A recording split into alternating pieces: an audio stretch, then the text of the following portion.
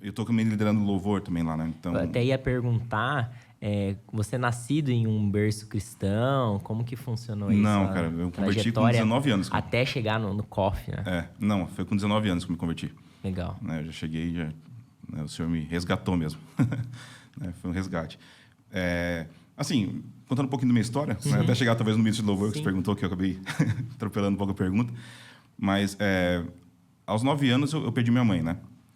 Então, aí cresceu eu, a minha irmã, e minha irmã foi, assim, um milagre, porque era para ter ido as duas, né?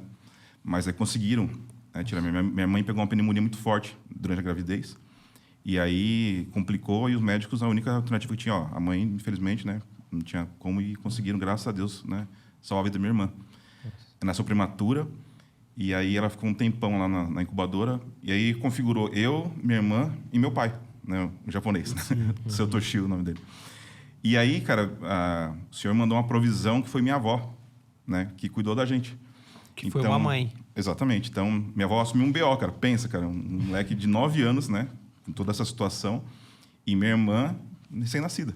Tanto é que minha irmã chamava minha avó de mãe, né? Então, assim, foi uma configuração diferente, né? Mas, assim, eu dou graças a Deus para minha avó. Minha avó está com o senhor já, né? Faz, acho que uns 4, 5 anos que ela faleceu. Mas, assim, cara, eu tô já aqui sob as orações dela. Uau. Porque, cara, ela não... E ela era cristã. Cristã. Então, assim... E é engraçado, né? Porque quando tem um representante de Cristo na nossa casa... Assim, eu nunca fui de zoar muito, assim. Fiz coisa errada, mas, assim, nunca fui de zoar. Não tinha maldade, assim, sabe, no coração.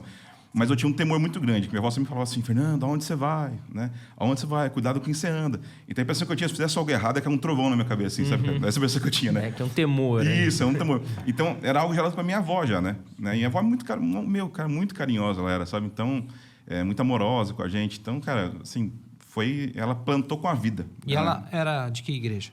Ela era da presbiteriana lá em Itapeva. Né? E aí ela foi de Itapeva para São Paulo para cuidar da gente, entendeu? Então, vocês são de lá? De Itapeva? Não, minha família, sim. Parte da família saiu de lá e hoje está aqui, né? Sim. E a família, parte de pai, está em São Paulo. Daí. Que legal, que legal. E aí, nessa trajetória, como é que foi a chegada na igreja? Porque... então, enfim, aí assim, cara... Você tinha esse temor, mas você ainda não estava na igreja. Não, então, aí aconteceu. Cara, eu peguei uma fase que, assim, aí eu tenho uma tia, né, graças a Deus, ela tá viva, ela tá com a gente até hoje, e ela orava muito por mim, né? E ela ia para São Paulo, trabalhava lá no Banespa, né? Na época, no Banco Banespa. E ela falava sempre para mim assim, cara, tem um pessoal lá na Renascer em Cristo, que tem aquele projeto SOS da Vida, se não me engano, que era uma segunda-feira, tinha, que toca rock lá. Eu sempre fui fissurado em rock, né? Rock, rap, hip hop, as coisas eu sempre curti muito. Você já era né? músico nessa época, não? Cara, só sabia tocar violão um pouquinho, assim, né? Não é nada de tocar mesmo, assim, eu só arranhava. E aí, cara, nesse contexto que eu conheci Jesus, entendeu? Então, eu ia lá na Renascer, né? Lá na Lins Vasconcelos, na Vila Mariana. E, cara, eu comecei a conhecer Jesus lá, cara. Eu estava ouvindo rock, porque, assim, não ia chegar de outra forma no meu coração, né? Não ia chegar de outra forma. E foi muito junto que o pessoal aqui de Sorocaba, da COF, começaram a orar por mim e dar uma investida, sabe? Ligava de vez em quando, né? Tudo. E a grande parada para mim é assim, que por mais que eu estava com os amigos loucos, tal, né? Usavam maconha, essas coisas assim, tudo. Né? Foi um tempo curto que eu tive com relação à droga, mas foi muito intenso, sabe, cara? Então, assim, barbarizou muito, assim, nessa parte, né? Mas, como eu te disse, não tá nada de maldade, nada, mas, assim, foi um tempo ruim na minha vida, porque eu perdi um ano, praticamente, né? Só... Quantos anos você tinha nessa época? Tinha 17 para 18. Isso Entendi. é anos 90? Isso. Anos 90. Né? 97, 98. Tá. E foi nessa transição, 98 para 99, que eu me converti, né? Então, assim... Foi um processo, mas o que eu achei mais, assim, de verdade, o que mais me tocou é porque eu me pertencia a algum lugar.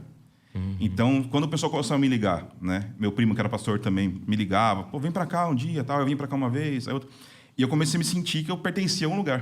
O pessoal gostava de mim do jeito que eu era, sabe? Não precisava... Seu tio já era o pastor? Já era o pastor, isso. Do COF. Isso, exatamente. E aí tinha uma outra galera também, né? Na época lá, que era muito mais jovens, né? Naquela época. Então, eu senti em família, cara. Pela primeira vez na minha vida, eu falei, cara, eu pertenço a algum lugar. Alguém se preocupa comigo. Isso, exatamente. Pelo que eu passo. Exatamente. Então, isso foi uma coisa assim, assim, teve encontro com Cristo, mas essa primeira parada foi isso. a música, né? E depois essa parte de sentir pertencer a algum lugar. Você acredita que isso seria a coisa mais importante hoje para alguém permanecer numa igreja? Lógico que tem o lado espiritual, tem uma boa palavra, sim. enfim, né?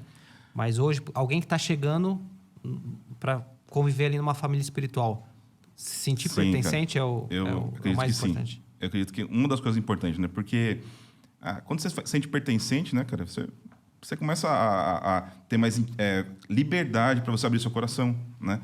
A minha esposa fala muito isso, né? Que às vezes a gente cria algumas distâncias e às vezes cobra que as pessoas abram o coração com a gente. Mas a gente tem distância, então como a pessoa vai se sentir íntima para abrir o coração, né?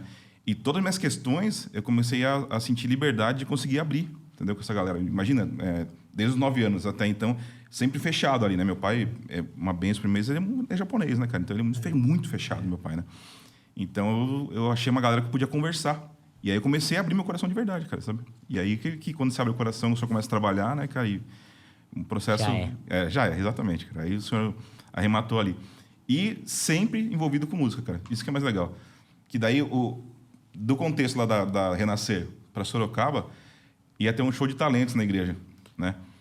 E aí o pessoal ficou brincando, assim, né? O pastor que na época lá, Adriano, ele era muito brincalhão, e então ele falou assim, vai ter uma atração internacional aqui, né? Talvez brincando com o ser japonês também, né? E aí a gente montou uma banda, cara, e tocamos Cats Barnea, cara. Uau. Aquela música Gênesis, não sei se você Eu conheço. Nessa época, eu tenho os... Vinil? O vinil. Lá, Banda Resgate, Cats Barnea, Frutos Sagrados. Isso não vai acreditar. Depois, eu fui saber que o Jadão morava no meu prédio. Depois que eu saí, depois que ele foi embora, que enquanto ele na Renascer, ele falou, você tá fazendo aqui? Eu falei, cara, eu moro lá. Tá. Cara, que loucura, né? Mas foi nesse contexto, cara. Então, eu vim pra cá, né? Nesse chamariz, né? Vem pra cá pra igreja e tal. Aí eu fui, cara. Aí foi aí que começou esse processo, né? Esse foi um corte do NSDC Cast. Para conferir o podcast completo, que a gente fala muito mais sobre esse assunto, é só clicar no link que está aqui na descrição e conferir aqui no nosso canal no YouTube.